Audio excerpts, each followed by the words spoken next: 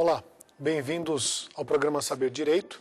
Meu nome é André Fígaro, eu sou procurador do Estado de São Paulo e professor de Direito Constitucional do Complexo Jurídico Damásio de Jesus, em São Paulo. Se você quiser participar do programa, você deve mandar um e-mail para saberdireito@stf.jus.br. E a gente tem prazer aqui de responder suas perguntas, enfim, ouvir suas críticas, sugestões, etc. Essa semana nós estamos tratando de processo legislativo e de espécies normativas. A gente viu, são 5 aulas, essa é a terceira das 5 aulas. Nas 2 primeiras aulas a gente estudou o processo legislativo ordinário. Na primeira aula a gente viu a estrutura do poder legislativo e o início do processo legislativo. Na segunda aula a gente concluiu o processo legislativo e preparou para o entendimento das espécies normativas. E é isso que a gente vai começar na aula de hoje. A gente vai começar a estudar as principais espécies normativas do país. Antes da gente entrar em cada uma delas, o que é espécie normativa? Qual é o objeto do nosso estudo? Exatamente o que a gente vai ver aqui.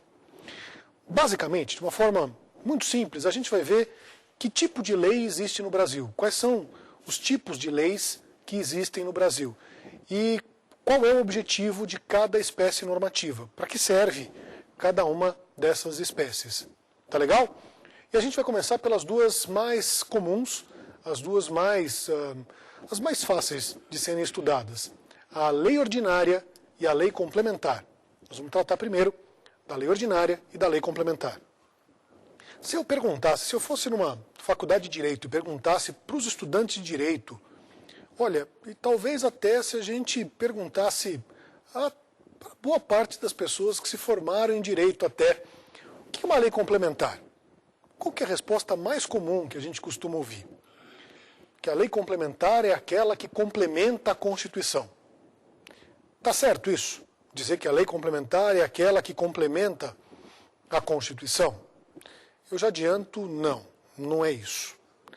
A lei ordinária e a lei complementar, elas são muito parecidas, mas especificamente com relação à lei complementar, o que a diferencia da lei ordinária não é o fato dela complementar a Constituição, dela regulamentar a Constituição. Na verdade, o grande atributo, a grande força, a grande utilidade, da lei complementar é que ela só é necessária quando a Constituição expressamente solicitar. Eu explico melhor. Só vai precisar de lei complementar quando a Constituição pedir expressamente lei complementar. Por exemplo, se a gente tomar como exemplo o artigo 134 da Constituição, o 34 não, 143 da Constituição, 143 da Constituição. Do que trata esse artigo? O 143 trata do serviço militar obrigatório. Ele diz mais ou menos o seguinte, que o serviço militar é obrigatório nos termos da lei.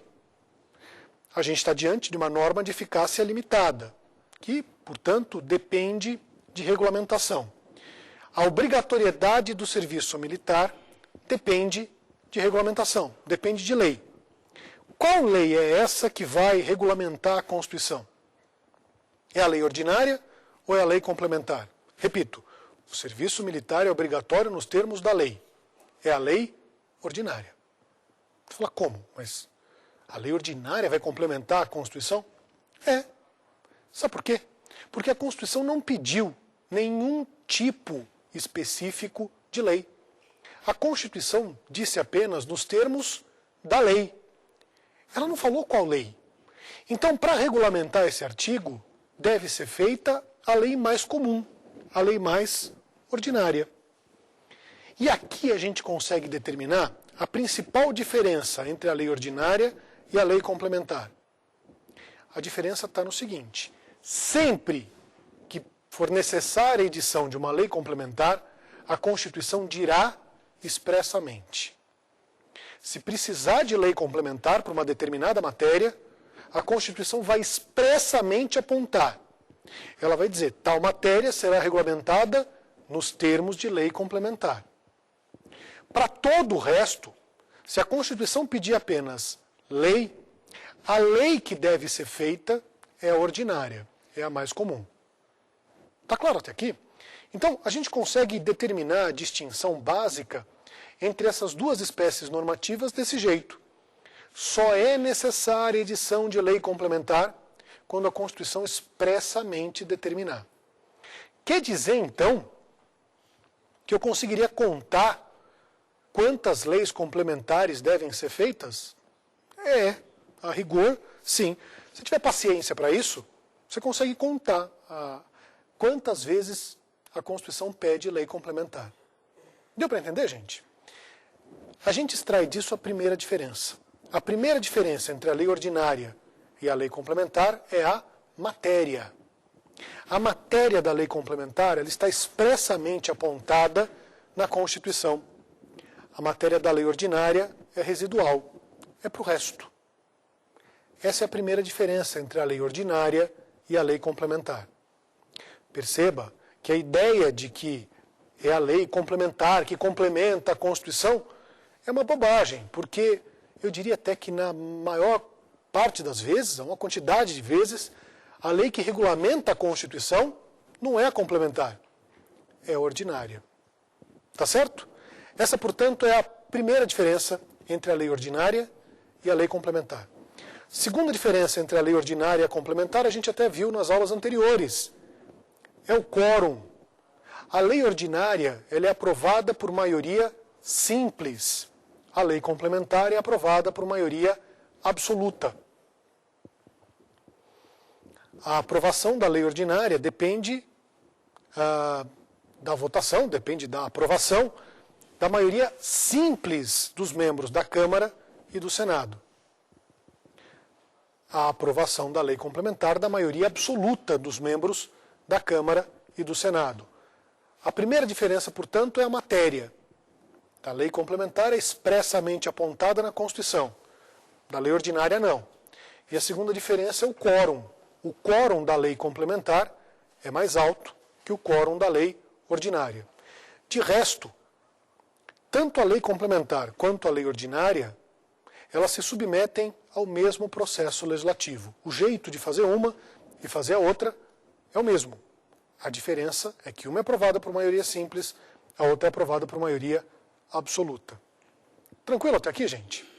Questão importante e ainda aberta na doutrina, existem linhas doutrinárias para um lado e para o outro, é se há hierarquia entre a lei complementar e a lei ordinária.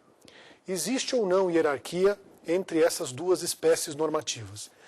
Para a gente tratar dessa questão de uma forma um pouco mais técnica, a gente precisaria saber primeiro o que é hierarquia. Quando há hierarquia entre duas normas jurídicas?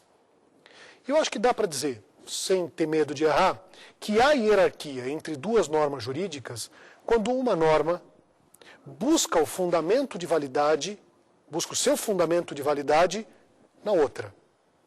As normas, existe hierarquia entre todo o direito e o direito constitucional, porque as normas, todas elas, se submetem à Constituição. A norma só tem validade se ela cumprir a Constituição. Elas buscam o fundamento de validade na Constituição. Então, a gente saber se há hierarquia entre a lei ordinária e a lei complementar, a análise disso depende da gente saber se a lei ordinária se submete ou não à lei complementar.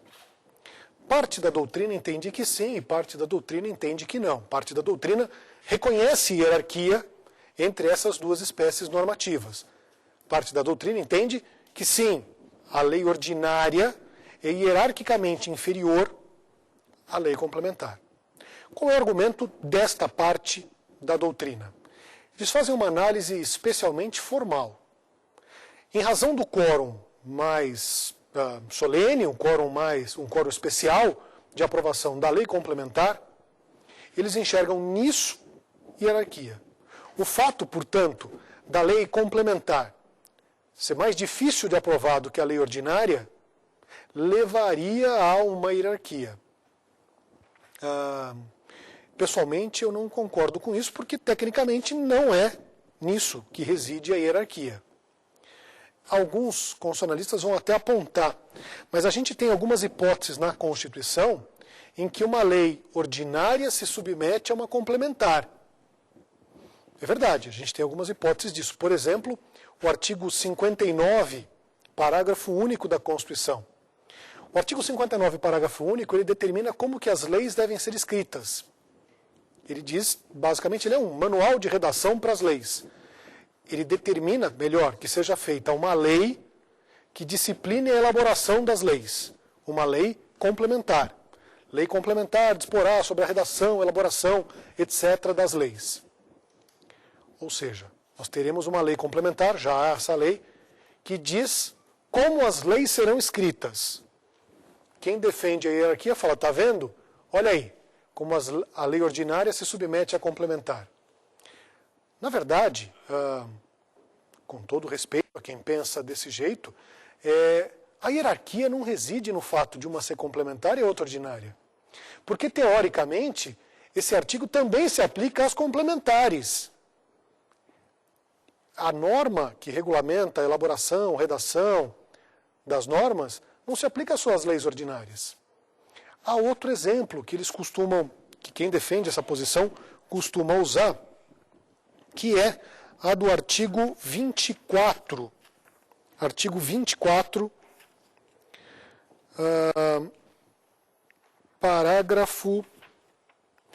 artigo 22, parágrafo único. Artigo 22, parágrafo único. No 22, parágrafo único, a gente tem a possibilidade dos Estados, da União, delegar competência legislativa privativa para os Estados. E a gente vê lá, lei complementar poderá autorizar os Estados a legislar sobre questões específicas das matérias relacionadas nesse artigo. O que esse artigo está dizendo? Que a União pode delegar competência legislativa privativa para os Estados, por meio de lei complementar. O exercício pelo Estado da competência é feita por meio de lei ordinária. Quem entende que a hierarquia vai apontar. Está vendo? Olha aqui. A gente tem uma lei ordinária estadual que se submete a uma lei complementar federal. Mas, de novo, o que a gente tem aqui é a dependência de uma lei a outra, por expressa disposição constitucional. Não existe essa relação pelo fato de uma ser ordinária e a outra complementar. Eu estou defendendo aqui a posição de que não há hierarquia, por um motivo simples. Qual é a principal diferença entre a lei complementar e a lei ordinária? É a matéria. A lei ordinária trata de uma matéria, a lei complementar trata de outra. Elas não se cruzam, a não ser naquelas hipóteses que a Constituição expressamente determinou que elas se cruzem. Então, pelo fato de uma ser ordinária e a outra complementar, não há hierarquia. O que a gente tem, às vezes, é uma lei submetida a outra por expressa disposição constitucional. Que é uma situação bem diferente.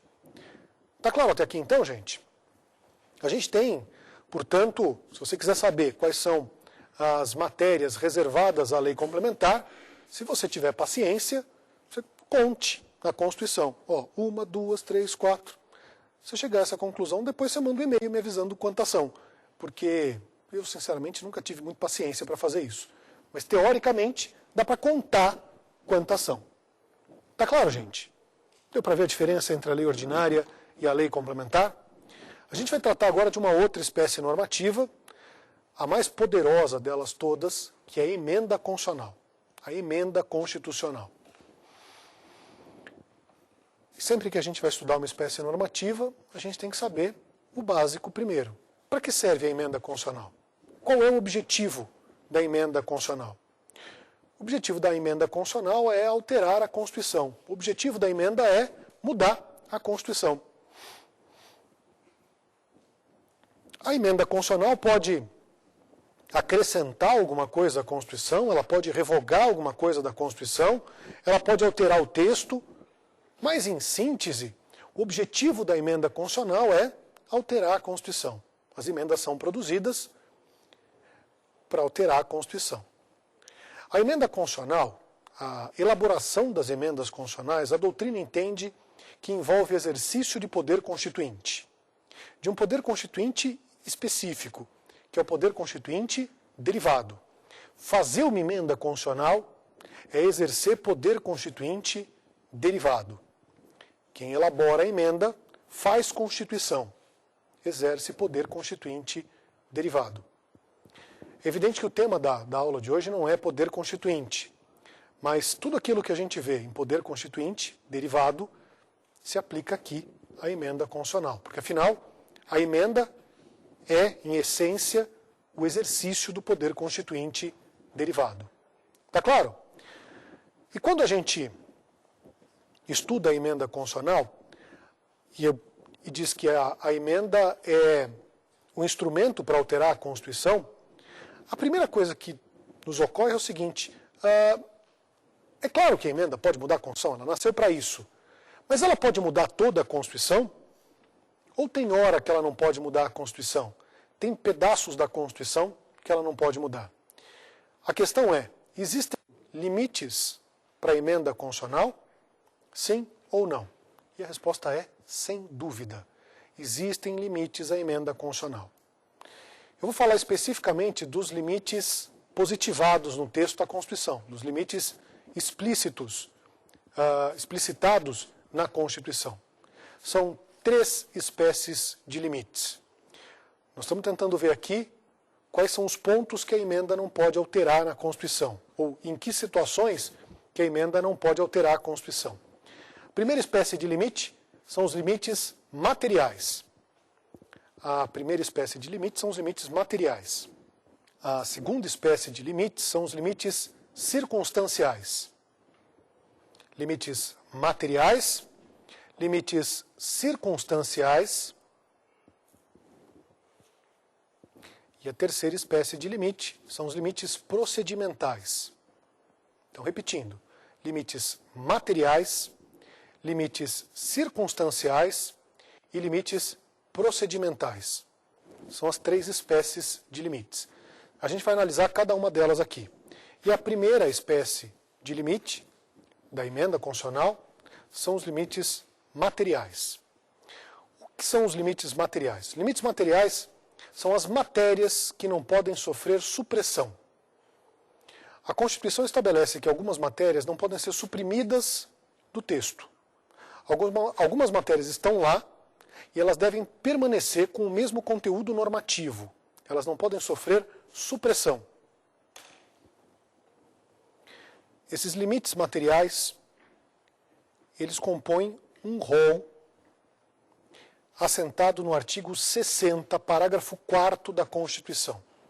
Artigo 60, parágrafo 4º da Constituição.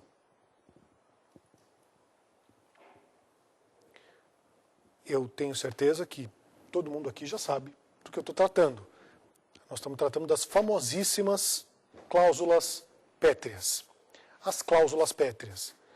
O que são as cláusulas pétreas? São limites materiais à emenda constitucional. São matérias que não podem sofrer supressão. Tá legal? Para quem vai fazer concurso público, e parte do público desse programa certamente vai fazer concurso público e assiste o programa também como um reforço no estudo para o concurso, para essas pessoas especificamente, eu sugiro decore quais são as cláusulas pétreas. Tem que decorar. Essa é a questão mais comum de concurso público em direito constitucional. É a questão que mais vezes se repete em concurso, prova da OAB, enfim. É a questão mais comum de direito constitucional. A gente vai fazer 3 coisas aqui. A gente vai primeiro ver quais são as cláusulas pétreas. Depois a gente vai estudar a extensão das cláusulas pétreas. E terceiro, a gente vai entender o que é cada cláusula pétrea. Mas num primeiro momento, tem que saber quais são as cláusulas pétreas. Quais são as cláusulas pétreas? São 4. Primeira, forma federativa de Estado. Forma federativa de Estado. Segunda, o voto direto, secreto, universal e periódico. Forma federativa de Estado e o voto direto, secreto, universal e periódico. Terceira cláusula pétrea, separação de poderes. Forma federativa de Estado, voto direto, secreto, universal e periódico, separação de poderes. E a quarta, os direitos e garantias individuais. Os direitos e garantias individuais. Repito, forma federativa de Estado, voto direto, secreto, universal e periódico, separação de poderes e os direitos e garantias individuais. Tá legal? Isso aqui é o básico do básico para quem vai fazer ou prova, ou exame de ordem, ou prova de concurso público. O primeiro passo é saber quais são. Agora a gente vai passar a entender qual é a extensão das cláusulas pétreas. É muito comum a gente ver cláusula pétrea e alguém pergunta alguma coisa sobre cláusula pétrea já com um conteúdo equivocado. A pessoa pergunta, a cláusula pétrea são aquelas matérias que não podem mudar, não é verdade? Talvez essa seja a noção mais comum de cláusula pétrea, são aquelas matérias que não podem sofrer alteração, certo? Errado, não é isso. Porque quer dizer que pode mudar a cláusula pétrea? Vamos entender exatamente qual é o objetivo da cláusula pétrea. Se você dá uma olhada no artigo 60, parágrafo 4º, você vai ver lá uma frase com duas expressões. Na primeira parte, você vai encontrar lá, não será objeto de deliberação. Depois, a proposta de emenda tendente a abolir. Não será objeto de deliberação a proposta de emenda tendente a abolir. Entender qual é a extensão das cláusulas pétreas é entender o conteúdo dessas expressões. Vou tratar primeiro do não será objeto de deliberação. O que o Constituinte quer não é proibir a aprovação da emenda que tenda a abolir essas matérias. É impedir a discussão da emenda que tenda a abolir essas matérias. Não será objeto de deliberação significa dizer que essas matérias não serão nem discutidas. A emenda, não é que ela não pode ser aprovada, ela não deve ser nem discutida. Você talvez pergunte, bom, quer dizer então que se ela for proposta e colocada em discussão, o ato que colocou em discussão é inconstitucional? Exatamente. O objetivo do 60, parágrafo 4º, é impedir a própria discussão da emenda constitucional, que tenda a abolir a cláusula pétrea. Não apenas a aprovação da cláusula pétrea. Não apenas a aprovação da emenda que tenda a abolir a cláusula pétrea. Perceba a diferença. De novo, para quem vai fazer concurso, isso é muito comum em prova-teste. A cláusula pétrea proíbe. Alternativa A, a discussão da emenda. Alternativa B, a aprovação da emenda. É a alternativa A discussão da emenda. Está claro? Bom, e se ela for discutida? O ato que coloca em discussão a emenda, a proposta de emenda tendente a abolir cláusula pétrea, é um ato inconstitucional. E por isso mesmo ele é impugnável com mandado de segurança, impetrado por qualquer parlamentar no Supremo Tribunal Federal. Repito, a gente até viu isso nas aulas anteriores. Se a emenda for colocada em discussão, a discussão pode ser obstada no mandado de segurança impetrado por parlamentar no Supremo Tribunal Federal. Está claro? É uma das raras hipóteses de controle preventivo judicial. Então, não será objeto de deliberação, começa a mostrar para a gente qual é a extensão da cláusula pétrea. Qual é a extensão das cláusulas pétreas? Não será objeto de deliberação, vamos para a segunda parte agora, a proposta de emenda tendente a abolir. O que exatamente se pretende com isso? O objetivo é uma cláusula de absoluta intangibilidade. O objetivo da cláusula pétrea é estabelecer uma absoluta imutabilidade nessas matérias. Se fosse assim, a gente não poderia ter emenda constitucional sobre separação de poderes, não poderia ter emenda constitucional sobre a forma federativa, sobre direito fundamental. mas não é assim. O que não pode é a emenda tender a abolir. É a supressão de conteúdo. É esse o objetivo da cláusula pétrea. É impedir a discussão das propostas de emenda tendentes a abolir aquelas 4 matérias. Deu para entender? Eu vou explicar melhor. Quer dizer, então, que eu posso ter uma emenda sobre direitos individuais? Posso. Desde que ela não tenda a abolir um direito individual. Eu posso ter uma emenda sobre separação de poderes? Posso. Desde que ela não tenda a abolir a separação de poderes. Falando de uma forma muito simples, eu posso criar um novo direito fundamental por emenda? Posso. Eu posso suprimir um direito fundamental por emenda? Não. É tender a abolir o objetivo da cláusula pétrea, é impedir a emenda que tenda a abolir uma daquelas matérias. Está claro então, gente? Então, o 60, parágrafo 4º, trata disso. A extensão básica das cláusulas pétreas é essa. A cláusula pétrea pretende impedir que sejam discutidas matérias tendentes a abolir aqueles 4 pontos. Tudo bem até aqui? Muito bem. A gente viu então quais são as cláusulas pétreas, depois a gente viu a extensão das cláusulas pétreas, a gente vai entender cada uma das cláusulas pétreas. O tempo não permite um aprofundamento, mas superficialmente vamos ver o que é cada uma das cláusulas pétreas. A primeira delas é a forma federativa de Estado. A forma federativa de Estado se opõe, de uma forma básica, ao Estado unitário. É uma forma de Estado. E o que diferencia a forma federativa de Estado do Estado unitário? A forma federativa de Estado ela tem 2 características básicas. É como se 2 características sustentassem a forma federativa de Estado. É a descentralização do poder e a autonomia do ente federativo. A forma federativa do Estado, portanto, ela pressupõe esses 2 atributos básicos: descentralização do poder e autonomia do ente federativo. Descentralização do poder e autonomia do ente federativo. Como assim? O poder no Estado federativo ele é pulverizado em vários entes federativos.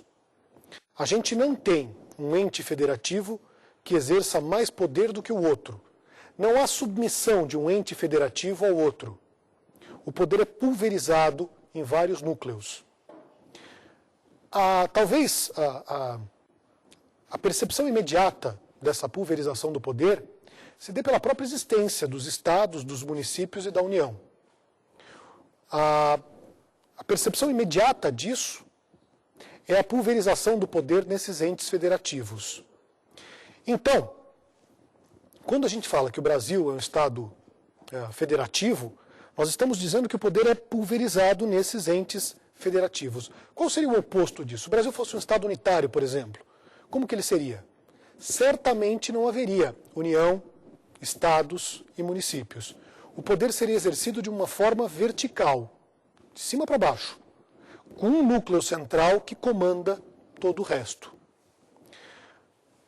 E ao mesmo tempo que há essa descentralização, a Constituição assegura a autonomia do ente federativo. Autonomia vem de autonomia, autonomos. Auto é a si próprio. Nomos gerou norma, regra. Autonomia é o poder de fazer a sua própria regra, a sua própria norma. Então, o federalismo existe em razão, basicamente, desses 2 pilares, a descentralização do poder e a autonomia do ente federativo. Não há autonomia do ente federativo se um ente federativo depender de outro. Se o Estado, por exemplo, tiver que pedir dinheiro para a União, se o município tiver que pedir dinheiro para o Estado, nós tenderíamos a abolir essa autonomia. Está claro até aqui? E disso até decorre algumas coisas básicas no Estado Federal. Se a vontade do governador se contrapuser à vontade do presidente, qual prevalece? Um exemplo até mais dramático, a vontade do presidente se contrapõe à vontade do prefeito. Quem decide, presidente ou prefeito? Se vocês quiserem um exemplo personificado, até dá para imaginar. O atual presidente da República, o presidente Lula, mora em São Bernardo do Campo, região do grande ABC de São Paulo. Imaginemos que na rua da casa dele, ele resolva mudar o sentido da rua, ou resolva proibir estacionamento, ou alguma coisa dessa natureza. E o prefeito diga não. A vontade do presidente entra em choque com a vontade do prefeito. Qual prevalece? Depende de qual assunto está sendo tratado, depende de qual é a competência. Isso é típico do federalismo. Num assunto como esse, a vontade do prefeito vale mais do que a vontade do presidente. Porque saber se a rua vai subir ou descer, se vai ter ou não estacionamento, isso é assunto de interesse local. Atribuição típica do governo municipal. Isso é federalismo. Se nós vivêssemos no Estado unitário, o presidente decidiu, todo mundo está obrigado a seguir. Do mesmo modo, se entrar em choque uma lei federal com uma lei municipal, qual prevalece? Depende da competência. Você fala, não é possível. A lei federal tem que valer mais do que a lei estadual, do que a lei municipal. Nem sempre. Em matéria penal, a lei federal prevalece sobre uma eventual lei municipal. Mas em assunto de interesse local, a lei municipal prevalece sobre a lei federal. Se uma lei municipal chamar uma determinada rua de rua A e a lei federal chamar a mesma rua de rua B, prevalece a lei municipal. Deu para entender, gente? Isso é federação. É a descentralização e a aptidão de cada ente federativo de produzir suas próprias normas, de cuidar do seu próprio nariz. Tranquilo? A emenda que tenda a abolir a forma federativa é inconstitucional. A emenda não pode diminuir a descentralização do poder, nem diminuir a autonomia do ente federativo. Tá certo? Então, imaginemos uma emenda que suprima os impostos estaduais e desloque essa competência tributária para a União. Essa emenda, em tese, é inconstitucional, porque ela tende a abolir a autonomia do ente federativo. Ela tende a abolir a aptidão do Estado de arrecadar suas próprias receitas. Deu para entender qual é a extensão da forma federativa de Estado? A segunda cláusula pétrea é o voto direto, secreto, universal e periódico. Voto secreto, voto direto, é o voto do eleitor no candidato. É o voto que não tem intermediário. Tá certo? Aqui no Brasil o voto é direto. A gente escolhe diretamente o candidato. Você não vota em alguém para votar por você.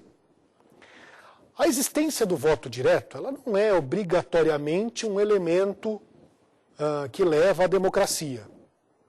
Você tem países que adotam um sistema indireto, sistema eleitoral indireto, e que são democráticos. Os Estados Unidos, eles adotam o sistema eleitoral indireto e são democráticos. A gente tem país também que adota o voto direto e que não é exatamente um exemplo de democracia. O que eu quero mostrar para vocês é que o voto direto é uma opção política do Constituinte. O voto direto não obrigatoriamente leva à democracia. A democracia é conquistada também por outros elementos, não apenas o voto direto. E mais do que isso, pode haver democracia com eleição indireta. Tá certo? Ainda sobre o voto direto. O voto direto no Brasil é cláusula pétrea. Isso significa que não há no Brasil nenhuma hipótese de eleição indireta? Não. Existe uma hipótese de eleição indireta, que é a dupla vacância nos 2 últimos anos do mandato presidencial. Dupla vacância é abrir a vaga de presidente e de vice. Se isso ocorrer nos 2 últimos anos do mandato presidencial, nós teremos uma eleição indireta. Eu explico melhor. Eu vou usar o exemplo com o presidente atual. O presidente atual, o presidente Lula, assumiu o 2º mandato em 2007. Então o mandato dele envolve 2007, 2008, 2009 e 2010. Não é? Vamos imaginar que tenha sido aberta a vaga de presidente e vice nos 2 primeiros anos. entre 2007 e 2008. O que ocorre nesse caso? Assume o presidente da Câmara, assumiria o presidente da Câmara, ou o presidente do Senado, ou o presidente do Supremo, nessa ordem. A lista é presidente, vice-presidente da Câmara, do Senado e do Supremo. Se as duas vagas, a de presidente e de vice, se abrirem nos 2 primeiros anos do mandato, no nosso exemplo aqui, se elas tivessem sido abertas entre 2007 e 2008, assumiria a presidência da República o presidente da Câmara. E ele convocaria a eleição direta em 90 dias.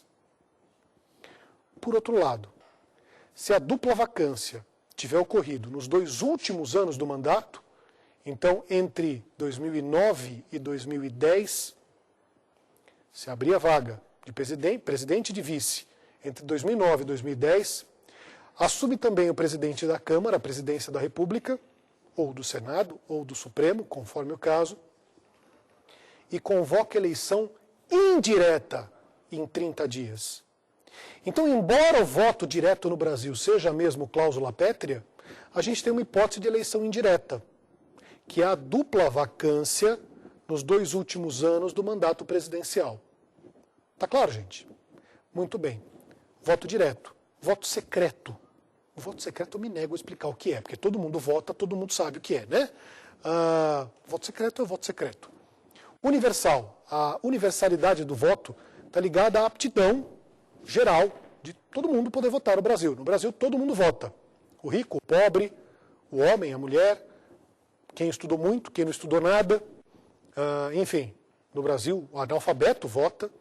O analfabeto não pode ser votado, mas ele vota. Tá certo? Isso é a universalidade do voto, é essa aptidão genérica para o exercício de direitos políticos. Direto, secreto, universal e periódico. Nós temos que ter eleições de tempos em tempos. É muito difícil definir qual é o limite da periodicidade. Se seria possível, por exemplo, a gente aumentar a periodicidade. Se seria possível aumentar o mandato presidencial. Em tese, até é possível. Eu acho desejável que isso se aplique ao presidente seguinte. Mas qual é o limite exatamente? É muito difícil definir. Enfim, voto direto, secreto, universal e periódico. Matamos a segunda cláusula pétrea. Nós vamos agora para a terceira cláusula pétrea, da separação de poderes. O que exatamente pretende a cláusula pétrea da separação de poderes? A cláusula pétrea da separação de poderes, ela pretende proteger a separação orgânica entre os poderes ou a separação funcional.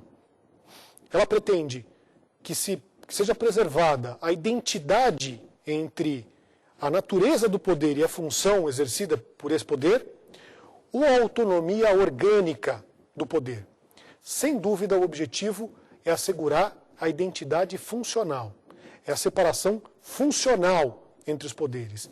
É manter o legislativo legislando, o executivo administrando e o judiciário julgando. É evitar a atribuição da função de um poder para o outro. É isso que pretende a cláusula pétrea. A cláusula pétrea pretende, portanto, que se evite a atribuição de a função de um poder para o outro poder. Você talvez pergunte, mas você mesmo não falou na primeira aula que os poderes exercem funções típicas e atípicas? Sim, falei. O poder executivo, por exemplo, expede medida provisória, que é exercício de função legislativa. Isso não é inconstitucional? A resposta é não. E por que não? Não é inconstitucional porque essa função atípica foi estabelecida pelo poder constituinte originário. Poder constituinte originário que é ilimitado. A gente está vendo aqui os limites da emenda constitucional. A gente está vendo aqui os limites do poder constituinte derivado. O que não pode é a emenda estabelecer função atípica. Porque se a emenda estabelecer função atípica, ela está cruzando a função de poder com outro. Ela está diminuindo a separação de poderes. Então, qual é o objetivo da cláusula pétrea da separação de poderes? Basicamente, é evitar a atribuição de funções atípicas. Só o poder constituinte originário, pelo menos em tese, estabelece função atípica. Está claro? E por fim, dos direitos e garantias individuais. Os direitos individuais eles não podem sofrer supressão por emenda constitucional. O rol de direitos individuais ele só pode ser aumentado, ele não pode ser diminuído. Está claro até aqui, gente?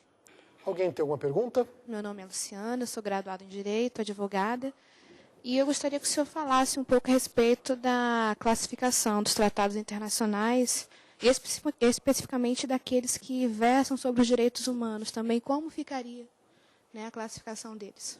Muito bom, ótima pergunta, aliás, porque eu falei agora que o direito individual, a gente só pode acrescentar direito individual ao rol dos direitos individuais, não pode diminuir a quantidade mesmo dos direitos individuais. E essa pergunta é oportuna pelo seguinte: o rol dos direitos individuais, ou mais genericamente dos direitos fundamentais na Constituição, ele não é exaustivo. É isso que diz o artigo 5º, parágrafo 2º da Constituição, que além dos direitos expressamente fixados na Constituição, existem outros direitos fundamentais que decorrem do regime e dos princípios constitucionais e dos tratados internacionais de direitos fundamentais. Então, a gente pode trazer direito individual, trazer direito fundamental, por meio de um tratado internacional. E há uma discussão apaixonada na doutrina sobre o status hierárquico dos direitos fundamentais, trazidos por tratados internacionais. Mas para a gente entender esse problema, a gente tem que dar um passo para trás e saber o seguinte: um tratado internacional, não um tratado de direitos humanos, de direitos fundamentais, um tratado comum, um tratado comercial, um tratado de cooperação tecnológica, ele tem qual status? Para a gente saber isso, a gente precisa saber que o tratado é ratificado por decreto legislativo. Decreto legislativo que tem status de lei ordinária. Por isso, o tratado comum, o tratado comercial, de cooperação tecnológica, ou qualquer outro tratado, ele tem força de lei, porque ele é ratificado por um instrumento normativo que também tem força de lei. Tá certo? Muito bem. A mesma coisa se aplica aos tratados internacionais de direitos fundamentais ou de direitos humanos.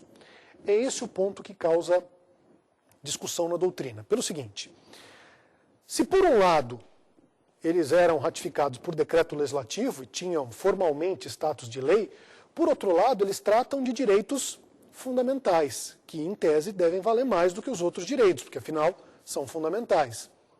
Por isso a doutrina era apaixonadamente dividida nessa questão. Muito bem, esse problema foi, num certo sentido, diminuído com a emenda constitucional 45. Porque a emenda 45, ela estabeleceu, ela criou o parágrafo 3º ao artigo 5º e entende que, estabelece que os tratados internacionais de direitos fundamentais que se submeterem ao mesmo quórum da emenda constitucional terão força de emenda constitucional. Então, para começo de conversa, os tratados que foram ratificados a partir da emenda 45, com o mesmo quórum, os tratados de direitos humanos, que foram ratificados a partir da emenda 45, com o mesmo quórum da emenda, 3/5 em 2 turnos, eles têm força de norma constitucional. Tá legal? Esses ratificados depois da emenda 45. Tivemos um tratado já ratificado dessa forma, que é a Convenção de Nova York, que cuida de direitos portadores de deficiência física. Esse é o primeiro tratado que tem força de norma constitucional. E aqueles que foram ratificados antes da emenda 45? Os tratados de direitos humanos que foram ratificados antes da emenda 45. Aí é um problema. Porque a emenda 45 não cuida expressamente desses tratados. E a doutrina continuava a discutir. O Supremo Tribunal Federal ele entendia que esses tratados tinham força de lei. Isso foi alterado no final do ano passado. O Supremo, neste ponto, mudou de posição e passou a entender que esses tratados têm força supralegal. Seguindo o voto líder do ministro Gilmar Mendes, o Supremo passou a entender, foi 5-4 julgamento, 2 ministros não estavam na sessão, que os tratados de direitos humanos, ratificados antes da emenda 45, têm força supralegal. Essa é a posição jurisprudencial. Para quem quiser ir atrás, são vários recursos, alguns HCs, alguns REs, mas o que primeiro trouxe esse problema é o RE 466343. RE, recurso extraordinário 466343. O recurso extraordinário 466343 e ainda outros julgados do Supremo determinaram a mudança do status hierárquico dos tratados internacionais de direitos humanos ou de direitos fundamentais ratificados antes da emenda 45. O Supremo entendia que o tratado tinha força de lei, hoje entende que tem força supralegal. Então, para a gente solidificar isso, antes da emenda 45, força supralegal. Depois da emenda 45, se ele se submeter ao mesmo quórum da emenda constitucional, força de norma constitucional. A gente tem um problema aqui que ainda não foi resolvido, que é o seguinte, e se ele não for, o tratado aprovado depois da emenda 45, se ele não for submetido ao quórum da emenda, como é que faz? Ninguém sabe direito. Existe um projeto na Câmara, é um projeto de resolução na Câmara, que estabelece a possibilidade de ratificação pelo quórum do decreto legislativo. Haveria uma sessão preliminar, mas isso é um projeto, a gente não sabe exatamente qual o caminho que isso vai seguir. Projeto de resolução 131, que o Congresso vai poder optar se ratifica como emenda ou se ratifica como decreto legislativo. Data vênia, eu acho uma opção meio estranha, porque parece que a vontade do Constituinte era ratificar com força de norma constitucional. De qualquer modo, a coisa está sendo encaminhada, pelo menos, desse jeito. Tá claro?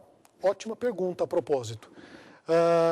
Então, a gente viu aqui quais são os limites da emenda constitucional. A gente está estudando emenda constitucional, a gente viu que são 3 tipos de limite. Materiais, circunstanciais, procedimentais. Nós vimos os 4 limites materiais. A gente vai passar a ver agora os limites circunstanciais.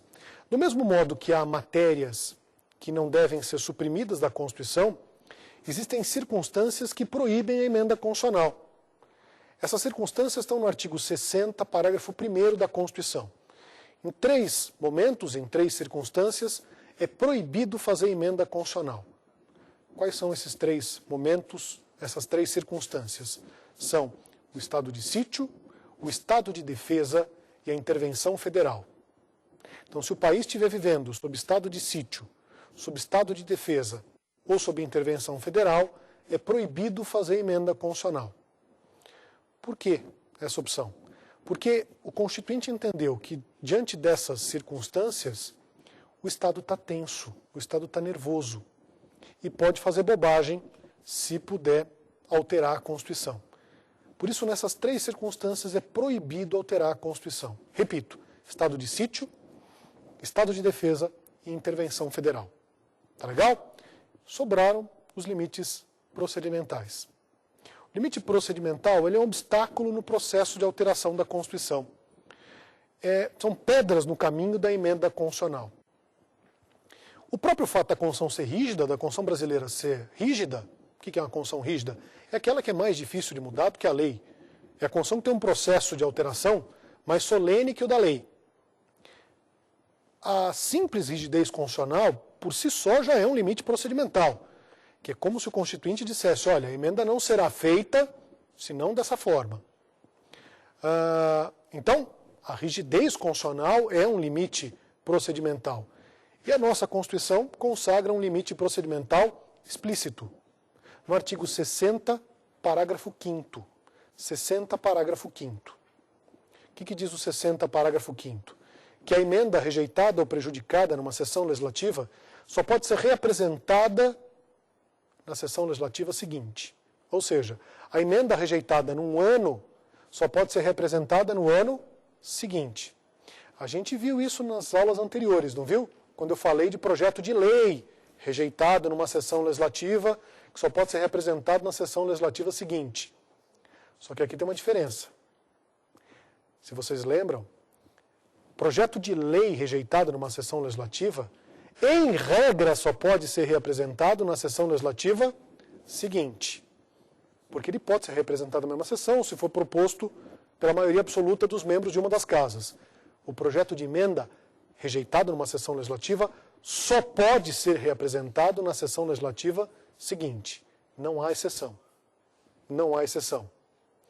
Então, limite procedimental tem esses dois. Primeiro, o que decorre do sistema, a própria rigidez constitucional. E segundo, a impossibilidade da matéria constante de emenda rejeitada numa sessão legislativa ser reapresentada na mesma sessão legislativa em que ela foi rejeitada. Tá certo? Com isso, a gente conclui a primeira parte da análise das emendas constitucionais. Na aula de hoje a gente viu qual é o objetivo e quais são as diferenças entre a lei ordinária e a lei complementar. E depois a gente começou a estudar a emenda constitucional. A gente viu para que serve a emenda e analisamos os limites da emenda constitucional. Na próxima aula, a gente vai analisar o processo legislativo das emendas constitucionais. Mas antes eu queria convidar vocês, se você quiser participar do programa, a mandar um e-mail para a gente. O e-mail do programa é saberdireito@stf.jus.br. Esta aula, como as demais aulas, elas podem ser baixadas na internet, você pode fazer download na internet, na página da TV Justiça, que é www.tvjustiça.jus.br. Tá legal? www.tvjustiça.jus.br. A gente se encontra então na próxima aula. Até mais. Tchau.